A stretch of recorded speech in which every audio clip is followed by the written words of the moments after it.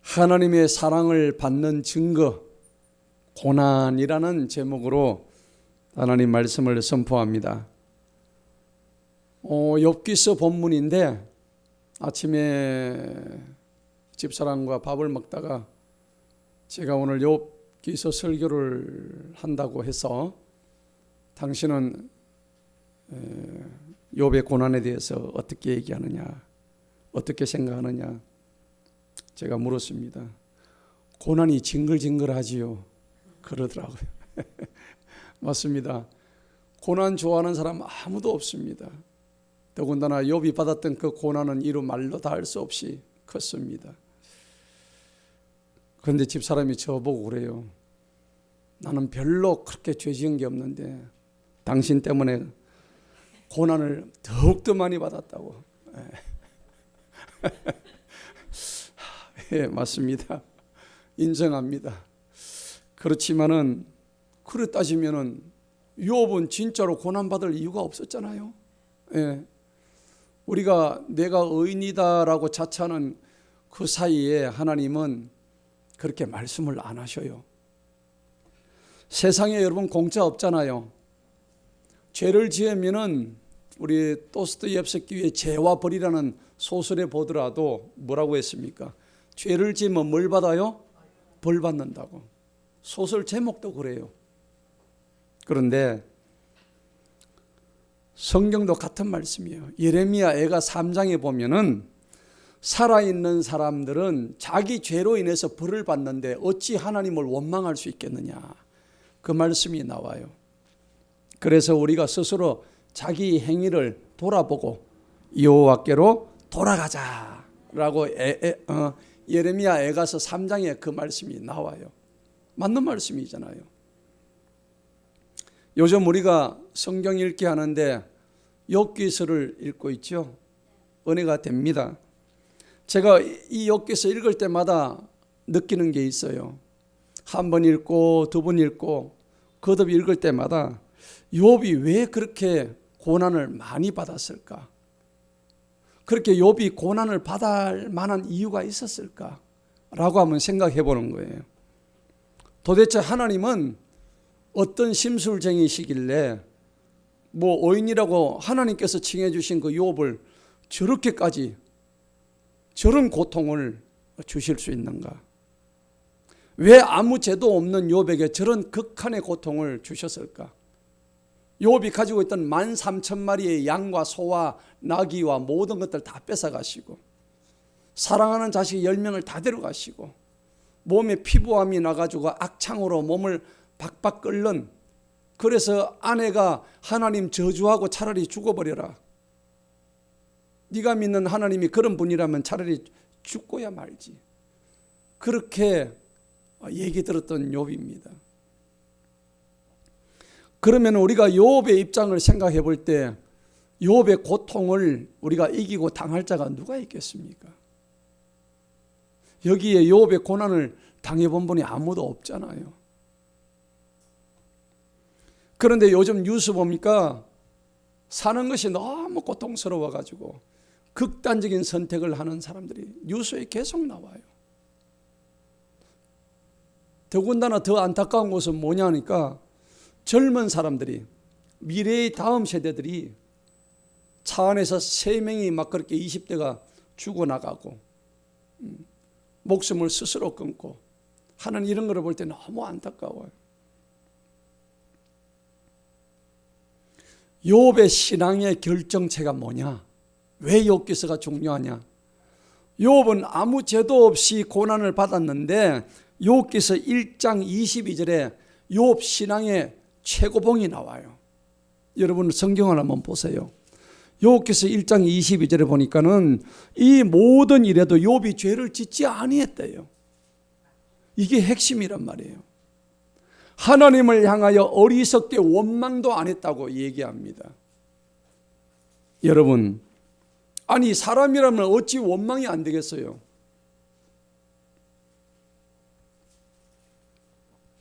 성경은요, 그 원망을 뭐라고 표현하냐면은 킹 제임스만 나오는 표현이에요.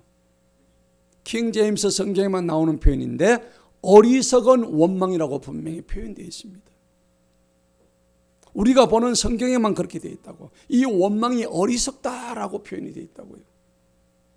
그러면 성경이 무엇을 말하려고 하는 것입니까?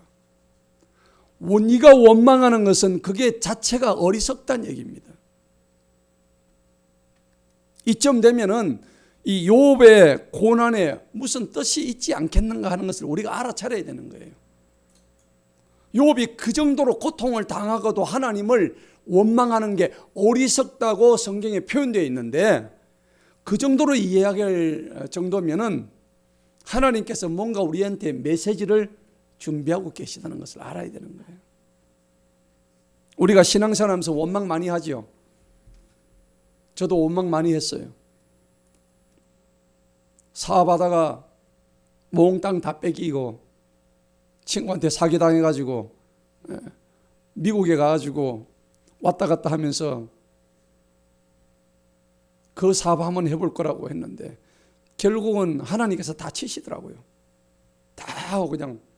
그러니까 돌아보니까 원망할 것밖에 없어요. 그런데 따져보면은 욥과 같은 살고 죽고 그 다음에 지금 모든 것을 다 뺏기고 자식마저 뺏기고 지금 몸에 피부 암까지 걸려가지고 지금 죽게 생긴 그런 정도의 원망은 아니더라고요. 돌아보니까 그래요. 여러분들 어떠세요? 여러분 살아보니까 지금 원망이 많이 나오시죠? 그래요. 용감합니다. 그런데 이 원망이 사실은 욥의 원망과 따져보면 별 것도 아니야. 욥은 지금 살고 죽고의 지금 이런 문제인데 우리의 문제는 지금 살고 죽고가 아니야. 여기 밥만 먹고 사시는 분 계셔요? 없잖아요. 욥은 다 뺏겼다니까. 아무것도 없어 지금. 우리는 그거보다 낫잖아요.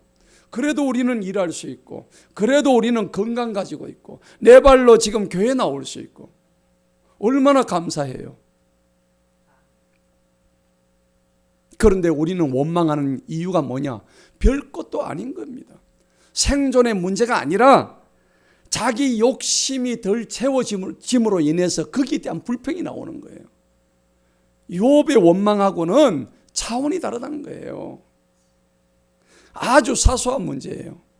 전부 더러운 자기 욕망, 자기 욕심, 이거 안 채워진다고 막 불평하고 원망하고 시기하고 질투하고, 이게 우리의 모습이라니까. 어찌 보면 아주 사치스러운 죄악 중의 죄악이 바로 우리들의 모습인 거예요. 그래서 어떨 때는 제가 그런 생각을 해요. 우리가 그리스도인이라고 하면서 세상 사람보다 더해. 더 더러운 모습을 보이고, 더 남을 욕하고, 더 추악한 이런 모습을 우리가 발견하는데, 그나마 발견하면 다행이야. 그런데 이렇게 발견해 주는 게 뭐의 힘일까요? 복음이 우리한테 있기 때문에 우리가 스스로 조명할 수 있는 거예요. 지금 내 모습을 한번 스스로 돌아보세요. 예수님께서 뭐라고 했느냐? 바리새인들을 보고, 야, 이 더러운 바리새인들아, 네 자신이 지금 회칠한 무덤과 같지 않느냐? 여러분, 무덤 안에는 뭐가 있을까요? 시체가 썩어서 구더기가 버글버글해요. 그런데 그 무덤을 갖다가 회칠을 해요. 아주 예쁘게, 아주 예쁘게. 아무리 예쁘게 회칠을 하면 뭐해요? 그 속에는 죽음의 구더기가 버글버글하는데. 아무튼 욥은 하나님이 인정하시는 이 땅의 완전한 사람이었어요. 2장에 그게 아주 자세하게 나와 있다고요. 그런데 3장에 들어가면은 그러한 욥도 현실적으로 자기한테 주어지는 그 고통, 그거로 인해서 입에서 뭐가 나와요? 불평이 막 나오기 시작해요. 내가 왜 이렇게 되었는가? 불평이 나오기 시작해요. 그런데 그때 욥기서가 전개가 어떻게 되냐면은 하나님께서 새 친구를 보내주셔요. 에어컨을 저길 좀 껐으면 좋겠는데. 예.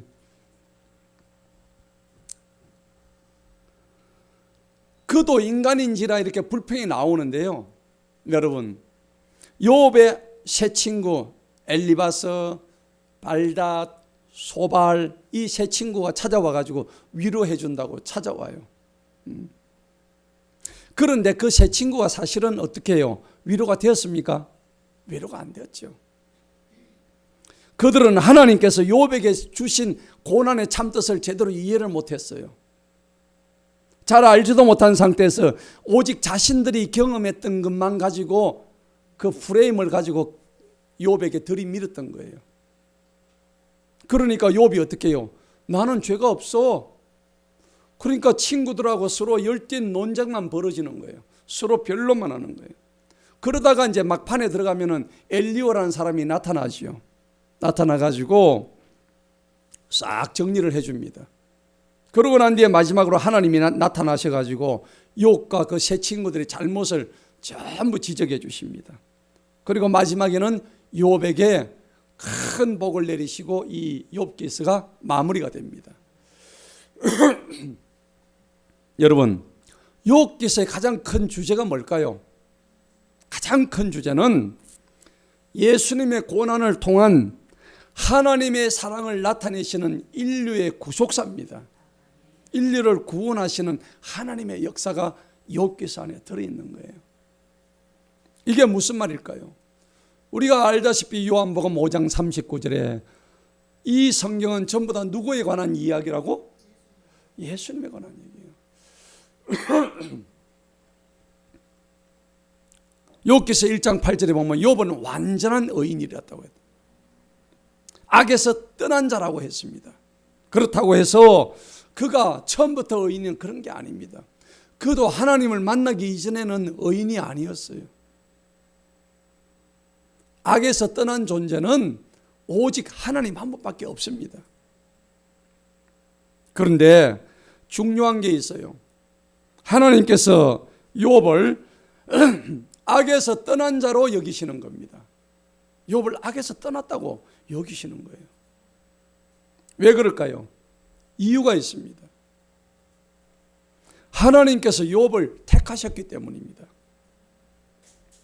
오늘 저와 여러분도 하나님께 택함을 받았다면 욥의 고난을 우리도 감수해야 되는 거예요. 힘들죠?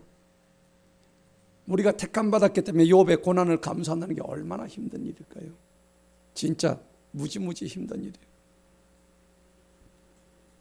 하나님이 욥을 택하신 이유는 예수님의 사랑을 욥을 통해서 보여주시기로 이미 결정하셨기 때문이에요. 만세전부터 욥을 택하신 이유가 그게 바로 거기 있다는 겁니다. 물론 그 과정은 너무 고통스러워요. 욥이 받았던 고난은 너무 고통스러워요. 예수 그리스도를 욥에게 보여주기 전에는 하나님께서는 고난을 욥에게 주셨습니다. 하나님께서는 자신이 택한 자들을 사랑하십니다. 오늘 저와 여러분을 사랑하신다는 겁니다. 그렇기 때문에 죄짐을 들어주시기 위해서, 우리의 죄짐을 가볍게 하시기 위해서, 양털처럼 깨끗하게 하시기 위해서 욥이라는 한 사람을 택하여서 하나님이 받으실 고통을 함께 나누는 겁니다. 하나님이 고통을 받으셨단 말이에요. 그 고통을 욥과 함께 나누는 거예요. 그게 오늘 욥기서의 주제예요. 욥이라는 한 사람을 통해서 택하여서 하나님의 사랑을 함께 나누고 있다는 겁니다. 여러분, 사랑한다는 게 그만큼 힘든 거예요. 우리 인간을 사랑하셨기 때문에 하나님께서 그 고통과 고난을 참으셨다는 겁니다. 여러분, 가요나 이 사랑 노래 보시면은 사랑 노래가 더 애절하려고 그러면 어떻게 돼요? 평탄한 사랑이 애절해요? 가다가 깨어지고 될 듯 말 듯한 이 사랑이 더 애절해요? 그렇죠. 후자가 더 그렇단 말이에요. 그래서 사랑은 이제 그만, 그런 노래도 있고요. 이루어질 수 없는 사랑, 사랑은 좋아, 이런 노래는 별 인기가 없어. 사랑은 이제 그만, 이런 노래가 인기가 있다니까. 너무 고통스러우니까. 너무 아프니까 사랑인 거예요. 그래서 어떤 가수가 얘기하죠. 노래하죠. 너무 아픈 것은 사랑이 아니었음을. 그 노래 있지요. 너무 아프니까 그건 사랑이 아니야. 여러분, 욥이요, 이 당시에 고통을 받고 있을 때에 자기 이 고통받는 이야기가 나중에 몇천 년 뒤에 성경에 기록될 줄 알았을까요? 몰랐을까? 몰랐죠? 전혀 몰랐어. 욥, 이 사람은 자기 얘기가 성경에 기록될 걸 자기는 몰랐어요. 전혀 몰랐다고. 그러면 이것은 누구에 의해서 쓰여진 거예요? 하나님께서 욥을 택해서 써졌단 말이에요. 여러분, 영화 한 편 만드는데 보세요. 연출자가, 영화에서는 감독이라 그러잖아. 감독이 뭐해요? 머리로 대본을 생각하죠. 그리고 극작가가 그걸 씁니다. 그 다음에 연기할 뭐를 뽑아요? 주인공을 뽑는단 말이에요. 오늘 그 주인공이 누구예요? 욥인 거예요. 욥. 각본을 누가 짜셨어요? 하나님이 짜셨단 말이에요. 그리고 이 극의 전개를 누가 구상하셨어요? 하나님이 하신 거예요. 이것을 뭐라고 그러냐니까 하나님의 절대주권이라고 얘기하는 거예요. 할렐루야. 하나님의 절대주권 안에는 누구도 거부를 못해. 감독이 어떤 연기자 보고 너는 엑스트라 해. 그래가지고 그 엑스트라는 가다가 길 가는 사람 뒷꼭지만 보여. 영화에서는 아무것도 안 보여. 그냥 밥 먹는 사람 주인공 옆에서. 감독이 시키는 대로 하는 거예요. 감독한테 얘기할 수가 없다니까. 수많은 사람이 나가지고 총에 맞아 죽고, 영화에 보면은 그렇게 하는데 얼굴도 없어. 그냥 뒤에서 맞아 죽고 폭탄 터져 죽고 다 사람들이 하는 거예요. 여러분, 질그릇 금그릇 다 다른데 내가 왜 질그릇인지 주님한테 항변하지 마세요. 하나님께서 욥에게 이해가 되지 않는 이 고통을 주신 이유가 있다고. 그 이유는 뭐냐니까 하나님이 우리 인간을 너무 사랑하셨기 때문에 하나님이 직접 뭘 당해요? 고난을 당하시잖아. 맞아요, 안 맞아요? 맞죠? 그 고난을 하나님 혼자 지기가 너무 힘드셔서 욥에게 너도 그 고난을 좀 져봐. 함께 나누자는 겁니다. 그래서 욥에게서 하나님의 겸손을 나누는 거예요. 욥기서의 큰 주제가 그거예요. 즉 하나님의 고통과 겸손을 고난을 통해서, 욥의 고난을 통해서, 그 고난을 통해서 욥이라는 사람이 예수님의 사랑을 받기 위한 하나의 절차가, 과정이 욥기서 안에 다 들어있단 말이에요. 여러분, 인간의 속성은 어떨까요? 악하죠. 창세기 6장 5절에 보면 하나님이 사람을 창조하신 후에 그 마음이 악함을 보시고 사람을 지으심을 뭐 했다고? 한탄하셨다고요. 여러분 생각해 보셔요. 내가 자식을 낳았는데 이 자식이 너무 악해가지고 이 자식을 내가 왜 낳았던고 한탄하는 거 똑같다니까. 그 아버지의 마음이에요. 엄마의 마음이라고. 하나님의 마음이 바로, 우리 사람을 향한 마음이 바로 그거였어요. 그래서 하나님이 결심을 한 게 창세기 7장 들어가면 노아의 홍수 사건이 나오는 거예요. 다 지면을 썰어버리시는 거예요. 고난을 통해서 욥은요, 하나님의 사랑의 결정체가 누구냐면 바로 예수 그리스도시거든요. 할렐루야. 하나님이 우리를 사랑하는 가장 최고의 결정체가 바로 예수 그리스도십니다. 하나님은 욥을 통해서 우리에게 뭘 선물로 주시느냐? 욥의 고난을 통해서 예수 그리스도를 선물로 주시기 위해서 그 욥의 고난을 허락하셨는 거예요. 그러면 우리는 욥의 고난을 보고 우리가 뭘 배워야 될까요? 욥은 잘 받았네, 나는 고난이 없으니까 됐어, 이걸까요? 아닙니다. 우리는 욥기서를 보고 메시지를 받아야 돼요. 교훈을 얻어야 된다고. 그냥 눈으로 읽는 성경이 아니라고요. 욥기서 42장에 욥이 그러잖아요. 내가 귀로만 듣던 그 하나님을 이제는 내가 두 눈으로 본다. 그러한 고백이 우리 신앙생활에서 나와줘야 되는 거예요. 사실은 내가 받아야 할 그 죄값을 욥이 대신해서 그 고난받는 모습을 통해서 우리가 깨달아야 되는 거예요. 여러분 그렇게 믿으십니까? 믿어야 되는 거예요. 하나님께서 자신의 인간 사랑, 하나님이 워낙 우리 사람을 사랑하셨기 때문에 예수님을 이 땅에 보내주셔서 십자가의 고난을 통해서 나타내실 것을 욥의 고난을 통해서 암시하고 있는 거예요. 그래서 사실은 욥이라는 사람은 다른 면으로 보면 바로 예수님을 상징하는 거예요. 여러분 살다 보면은 진짜 어려운 고난과 고통이 많이 오잖아요. 우리 지난주에 유성전 목사님 오셔가지고 은혜를 많이 받았잖아요. 그분이 왜 그렇게 고통을 당했을까요? 고통 당하고 싶어서 당했어요? 아니잖아요. 어이없는 한순간에 수리탄 사고가 나가지고 팔이 날아가 버렸어요. 팔만 날아갔습니까? 얼굴과 온몸에 화상을 입고 살이 뜯겨져 나가가지고 여러분 보셨잖아요. 피부 덕지 붙어가지고 일본까지 가가지고 성형수술하고 화상치료한데 제가 잘못 들었는지 그때 한 20번은 뭐 수술하셨다고 얘기를 들었어요.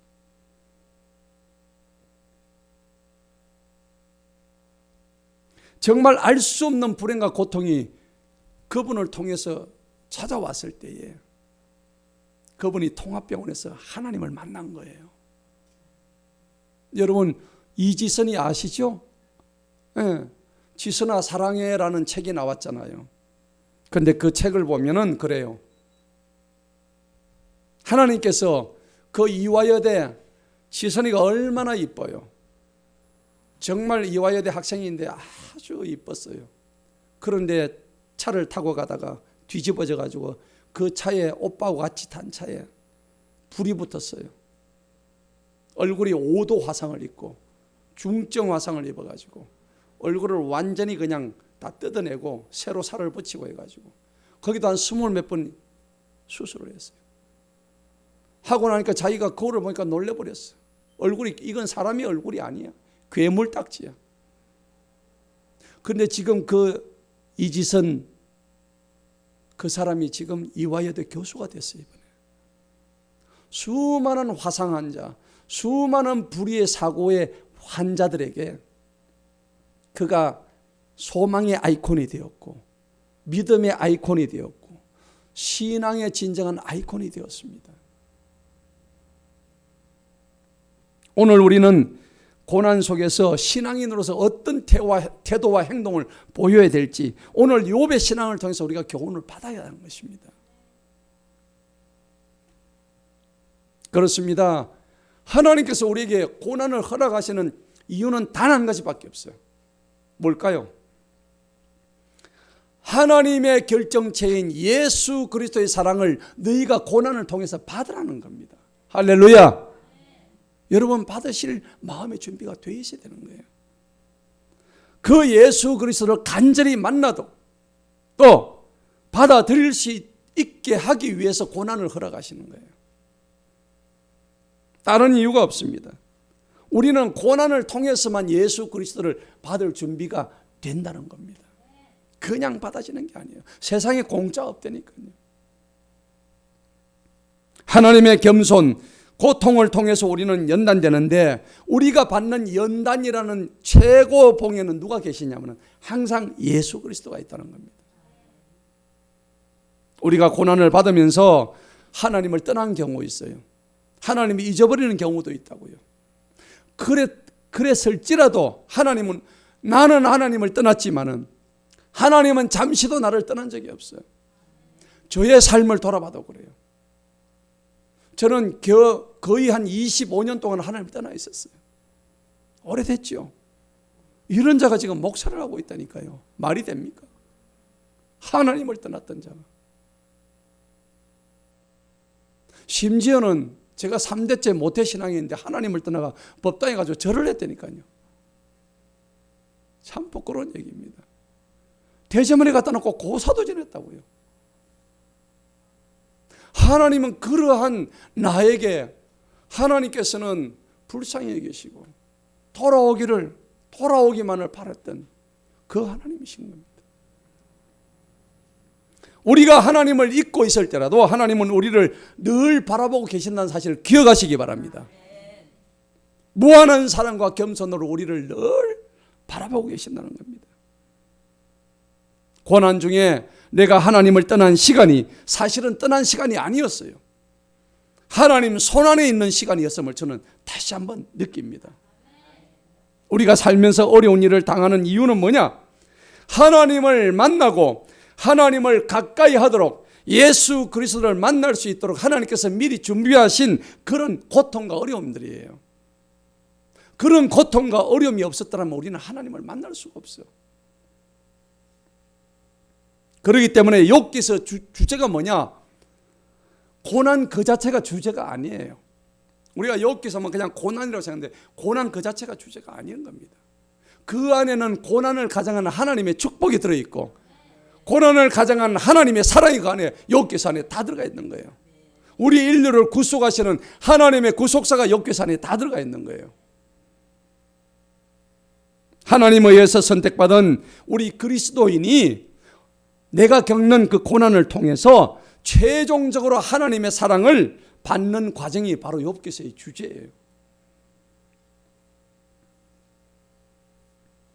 예수 그리스도의 본질은 뭘까요? 다른 거 없습니다. 하나님의 나라를 향한 고통의 과정이 예수 그리스도십니다. 예수 그리스도를 만난다는 것은 그분의 십자가의 고통과 보혈과 그리고 그분의 죽음, 다시 부활하심을 같이 우리가 체험하지 못한다면 그분을 만날 수가 없는 거예요. 여러분, 사랑에는 고통과 인내가 따라야 됩니다. 여러분들 자녀들 다 키워보셨잖아요. 자녀들 키워볼 때에 고통 없었습니까? 인내 안 했습니까?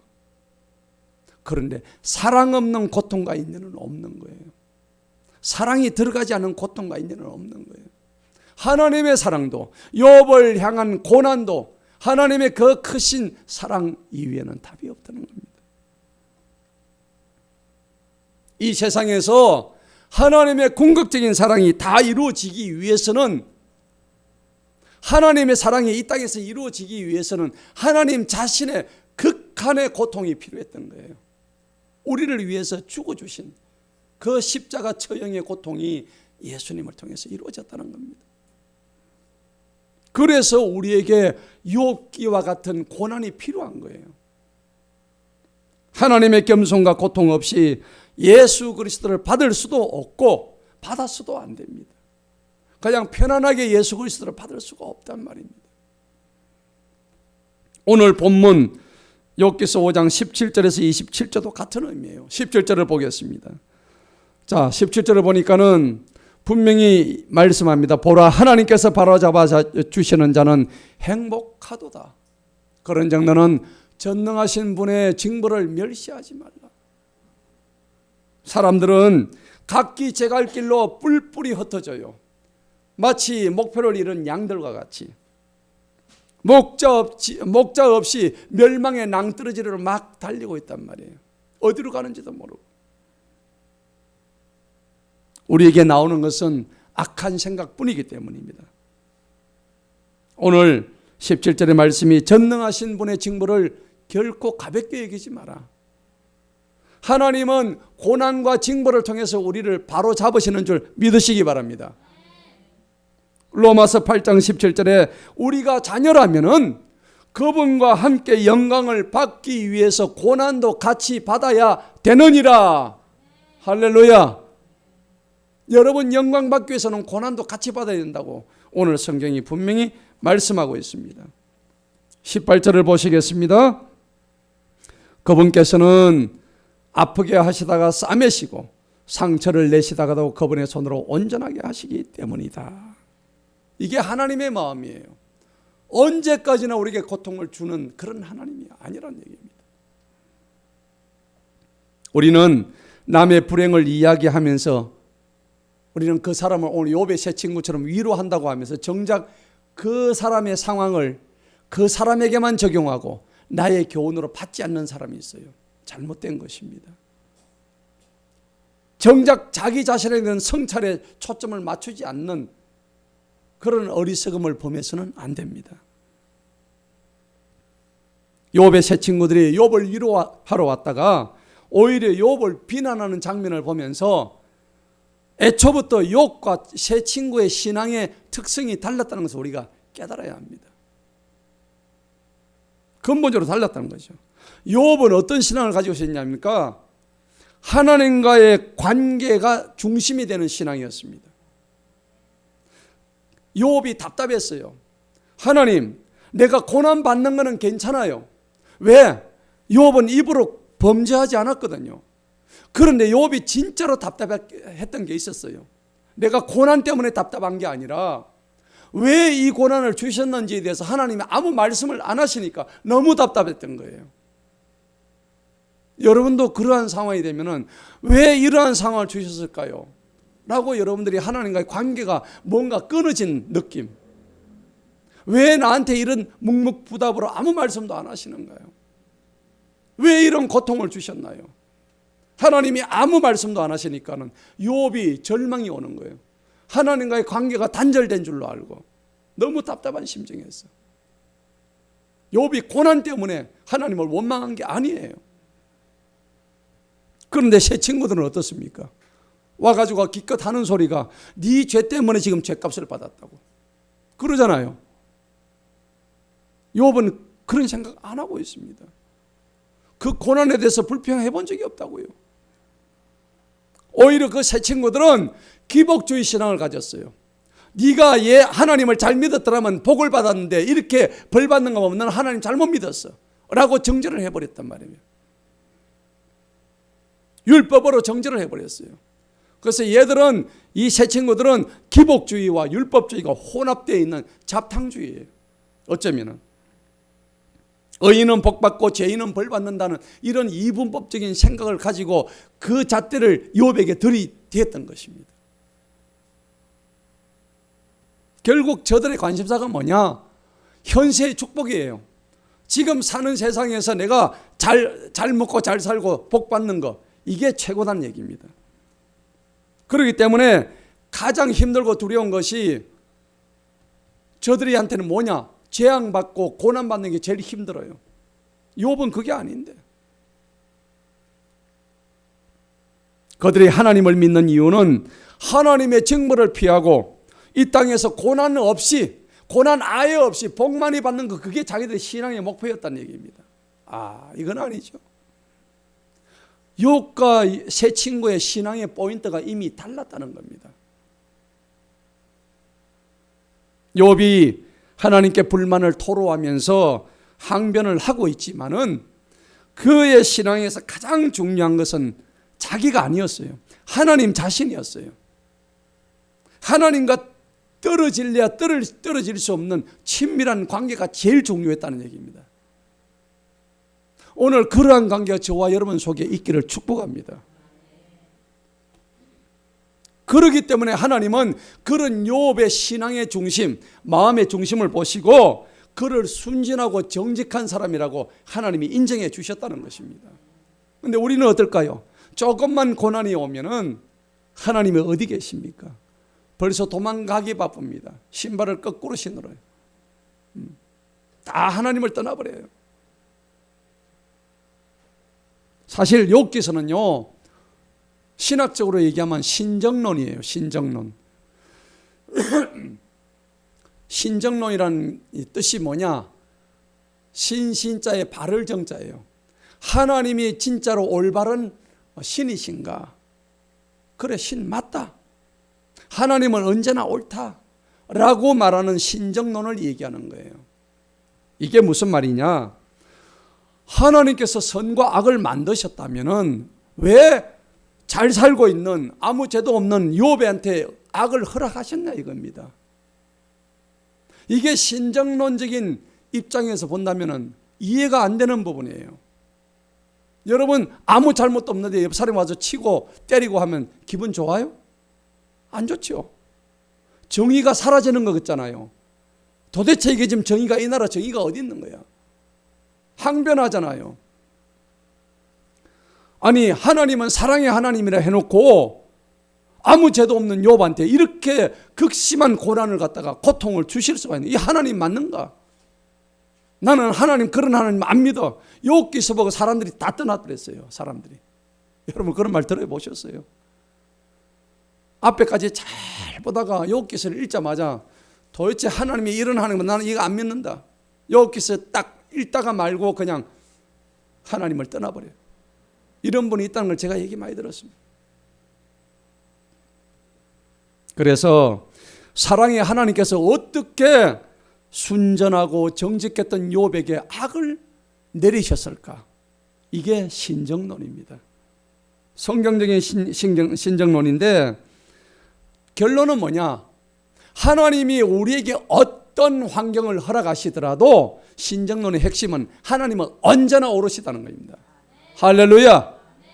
어떤 악을 우리한테 행하시더라도 그 악은 우리를 멸망시키게 하기 위해서 한 것이 아니라는 것을 아셔야 합니다. 합력해서 선을 이루게 하시는 하나님의 뜻이 그 안에 있으면 우리가 깨달아야 하는 겁니다. 그러면 하나님께서 악을 통제도 못하시는 그런 무능하신 하나님이실까요? 아닙니다. 이 세상의 악이 아무리 크다 하더라도 하나님의 능력 범위 밖에서 벗어날까요? 결코 그럴 수가 없습니다. 하나님은 세상의 악을 통제 못하시는 분이 결코 아니세요. 욥이 괴로워했던 것은 하나님의 악에 대한 방관 때문에, 하나님이 이렇게 볼 때 욥에게 사탄을 허락하시는 장면이 나오잖아요. 그리고 사탄 보고 네가 이렇게 해라 저렇게 하는데 사탄 보고는 한 번도 안 꾸짖으셔. 네가 알아서 해라. 대신에 생명만은 건드리지 마라. 사탄의 요청에 하나님이 다 응하신단 말입니다. 하나님은, 아니, 욥은 이 문제도 도저히 이해가 안 되는 거예요. 이 이해할 수 없는 이 문제에 개입된 하나님의 의도가 뭘까? 그것이 궁금했던 거예요. 욥은. 그게 너무 괴로웠던 거예요. 하나님의 진정한 의도가 무엇일까?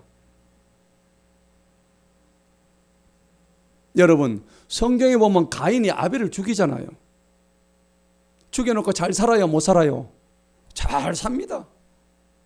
죽었던 아벨을 하나님께서 다시 살리십니까? 아니죠. 아벨은 그냥 의인인데도 죽여버렸어요. 그 악인 가인에 의해서. 그냥 보고만 계셨다는 얘기입니다.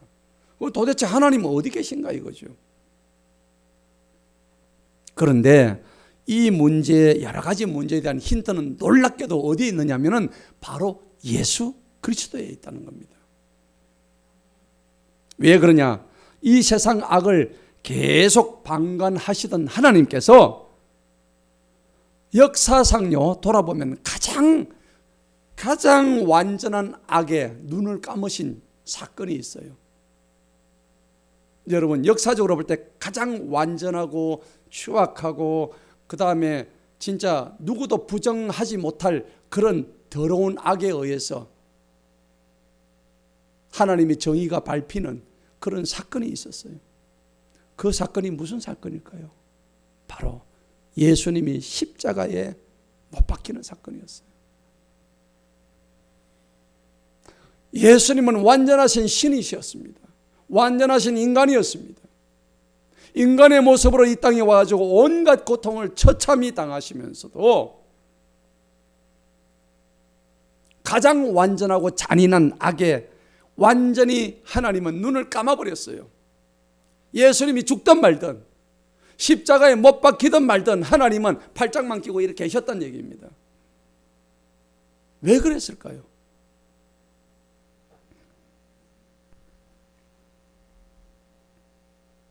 하나님은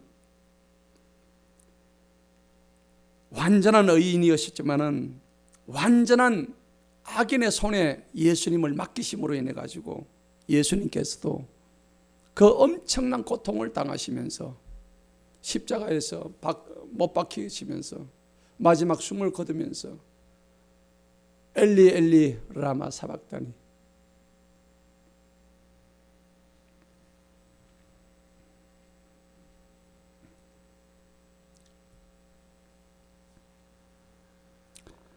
하나님, 하나님, 나의 하나님, 왜 날 버리셨습니까?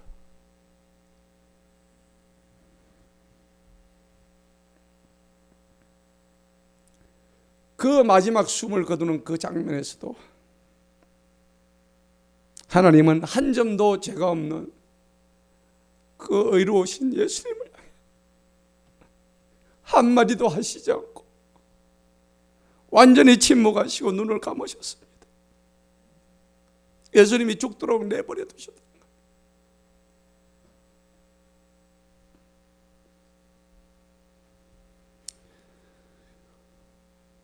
의인들의 역사는 피의 역사입니다.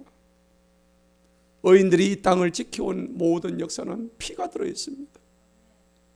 여러분, 예수님의 피가 나를 살리셨습니다. 예수님의 피가 나를 건져주셨습니다.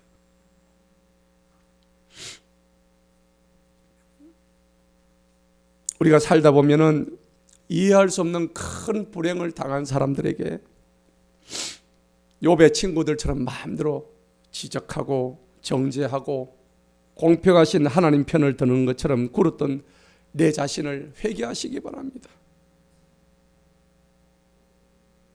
네 죄 때문에 그랬어 라고 손가락질했던 그 손가락을 거두시기 바랍니다. 네가 죄가 많아서 그랬어. 그러면은 예수님이 죄가 많아서 십자가에 못 박혀 죽으셨습니까? 그러면서 자신이 더 의롭다고 여기는 추악한 우리의 모습을 바라보게 됩니다. 그런 어리석음을 깨우치기 위해서 욥기서가 쓰여졌다는 겁니다.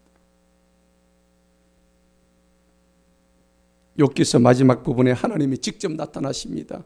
42장 이후에 하나님이 직접 나타나셔서 내가 이 천지를 만들 때 너는 도대체 어디에 있었느냐? 내가 세상을 움직이는 네가 한 일이 뭐 있느냐? 이 말을 제가 읽을 때에 저는 그랬어요. 욥이나 욥의 친구들보다 더 이 머리를 쳐박아야 된다. 뭐 잘났다고? 내가 뭐 한 게 있다고? 하나님 앞에서 내가 뭘 한 게 있다고? 머리를 쳐박아야 돼. 그리고 하나님한테 잘못했다고 용서를 빌어야 하는 심정이었습니다. 남을 정죄하는 일을 삼가하시기 바랍니다. 우리는 그런 자격이 없습니다. 누구도 자격이 없습니다. 그 정죄와 비난을 멈추고 모든 잘못의 권한을 나 자신에게 맞추시기 바랍니다.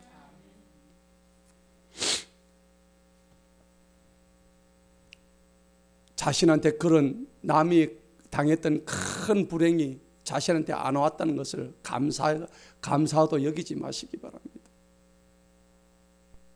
그러한 마음은 그 사람을 더욱 아프게 할 수가 있습니다. 성도 여러분, 요즘 우리가 부흥을 얘기합니다. 부흥은 딴 게 아니에요. 내 자신의 마인드의 변화입니다. 내 자신의 작은 변화에서부터 시작되는 거예요. 진정한 하나님과 만물의 질서는 그분의 창조 질서에 순응하는 것입니다. 여러분, 살다 보면은 성공과 실패가 오죠. 가난과 풍요가 옵니다. 건강과 또 질병이 올 때가 있고 심지어는 삶과 죽음이 올 때가 있어요. 그렇지만은 모두가 주님의 질서 안에서 이루어지는 놀라운 동전의 양면과도 같은 우리의 인생의 계획하심입니다. 우리는 진정한 그리스도인으로서 어떤 고난도 기꺼이 감수할 수 있는 욥과 같은 그런 마음의 준비가 필요한 것입니다.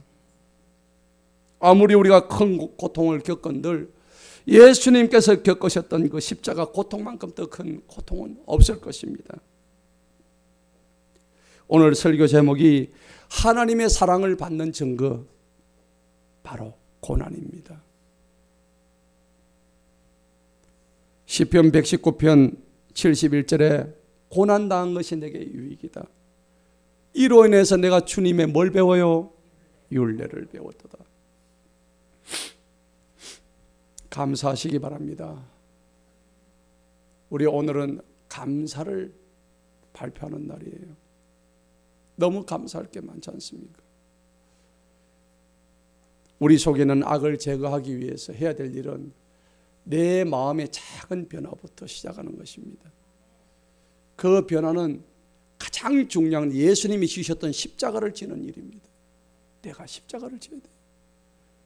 자기는 십자가 지지 않으면서 남 보고 십자가 지라고 우리가 그 얘기를 한다면 주님 기뻐하지 않습니다.